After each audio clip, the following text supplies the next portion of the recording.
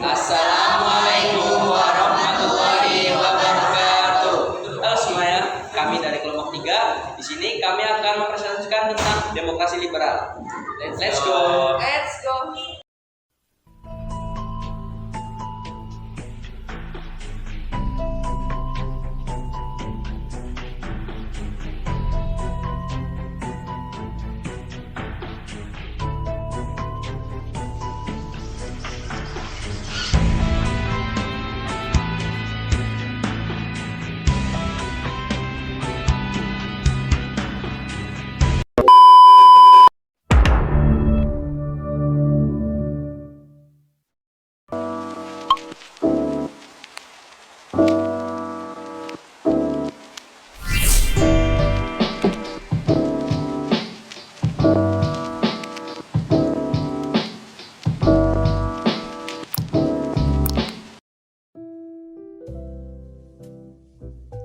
Yang pertama ada bentuk negara. Bentuk negara Indonesia pada periode ini adalah kesatuan yang kekuasaannya dipegang oleh pemerintah pusat dan hubungan dengan daerah didasarkan pada asas desentralisasi.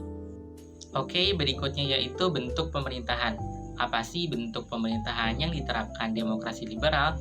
Bentuk pemerintahan yang diterapkan yaitu republik dengan kepala negara seorang presiden dan dibantu oleh Wakil Presiden Insinyur Soekarno dan Dr. Andes Muhammad Hatta yang kembali mengisi kedua jabatan tersebut. Nah, sebelumnya apa sih bentuk pemerintahan republik? Bentuk pemerintahan republik adalah sistem politik di mana kepala negara dipilih oleh rakyat atau wakil rakyat yang mereka pilih. Sistem pemerintahan yang dianut pada periode ini adalah sistem pemerintahan parlementer dengan menggunakan kabinet parlementer yang dipimpin oleh seorang Perdana Menteri.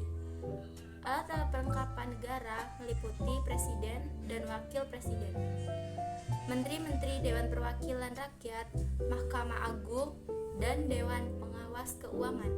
Pada saat mulai berlakunya UUDS RI 1950 dibentuk Dewan Perwakilan Rakyat, sementara yang merupakan gabungan anggota DPR RIS ditambah ketua dan anggota Badan Pekerja Komite Nasional Indonesia Pusat dan anggota yang ditunjuk oleh Presiden. Praktik sistem pemerintahan parlementer yang diterapkan pada masa berlakunya UUDS 1950 ternyata tidak membawa bangsa Indonesia ke arah kemakmuran, keteraturan dan kestabilan politik. Hal ini tercermin dari jatuh bangunnya kabinet. Dalam kurun waktu antara 1950-1959 telah terjadi 7 kali pergantian kabinet.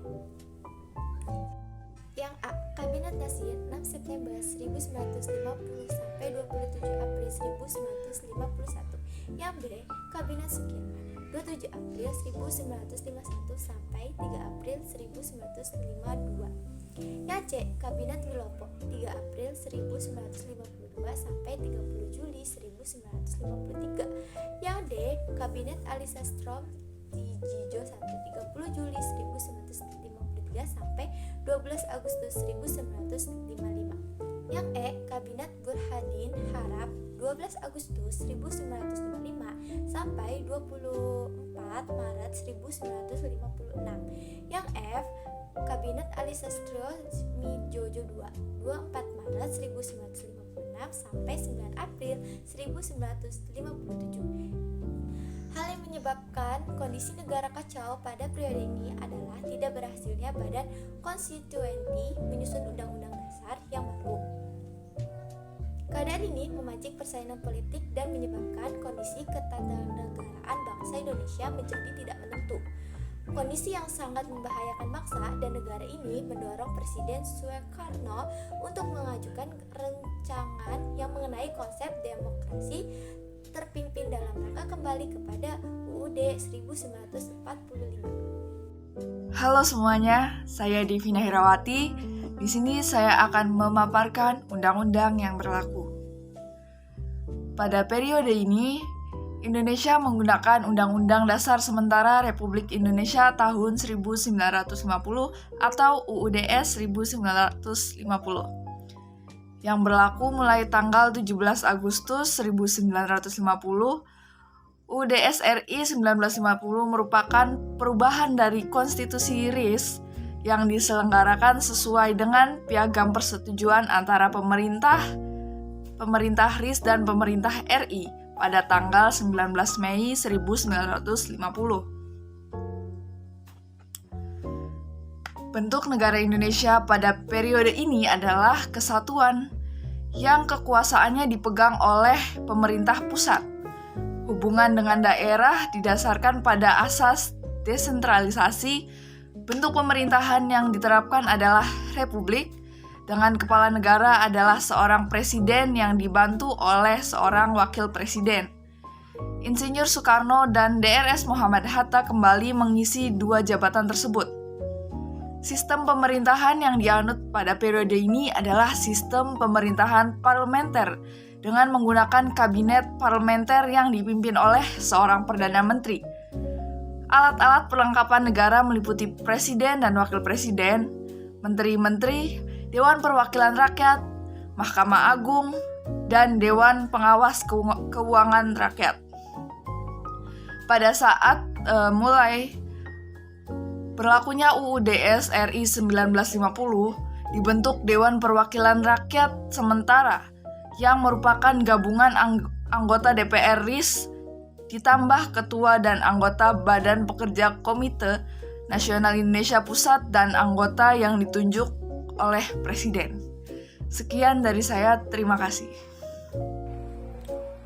Gerakan separatisme yang ada pada masa demokrasi liberal. Yang pertama yaitu Gerakan Darus Islam atau Tentara Islam Indonesia atau yang biasa kita kenal sebagai DITI.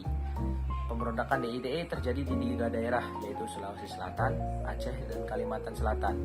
Pemberontakan yang ada di Sulawesi Selatan yaitu dipimpin oleh Kahar Muzakar. Pemberontakan ini disebabkan oleh Kahar Muzakar yang menempati laskar-laskar rakyat Sulawesi Selatan ke dalam lingkungan Angkatan Perang Republik Indonesia Serikat atau APRIS. Pemberontakan DITI yang terjadi di Aceh itu dipimpin oleh Daud Bereh yang merupakan mantan gubernur Aceh. Pemberontakan ini disebabkan oleh status Aceh yang semula menjadi daerah istimewa diturunkan menjadi daerah kepresidenan di bawah Provinsi Sumatera Utara. Dan yang pemberontakan DITI yang terjadi di Kalimantan Selatan dipimpin oleh Ibnu Hajar yang menanamkan gerakannya dengan sebutan Kesatuan Rakyat yang Tertindas. Kemudian pada tahun 1954, Ibnu Hajar secara resmi bergabung dengan Negara Islam Indonesia dan ditunjuk sebagai Panglima Tertinggi Tentara Islam Indonesia atau TIM. Gerakan separatisme yang kedua yaitu PRRI. Munculnya pemberontakan pemerintahan Revolusioner Republik Indonesia atau PRRI diawali dari ketidakharmonisan hubungan pemerintah daerah dan pusat. Daerah kecewa terhadap pemerintah pusat yang dianggap tidak adil dalam alokasi dana pembangunan. Kekecewaan tersebut diwujudkan dengan pemberontakan dewan-dewan daerah. Dewan Banteng di Sumatera Barat yang dipimpin Letkol Ahmad Hussein dan Dewan Gajah di Sumatera Utara yang dipimpin oleh Kolonel Maludin Simbolan. Kemudian Dewan Garuda di Sumatera Selatan yang dipimpin oleh Letkol Barlian dan Dewan Manguni di Sulawesi Utara yang dipimpin oleh Kolonel Venje Sumual. Gerakan sejumlah dewan tersebut kemudian dikenal sebagai pemberontakan PRRI.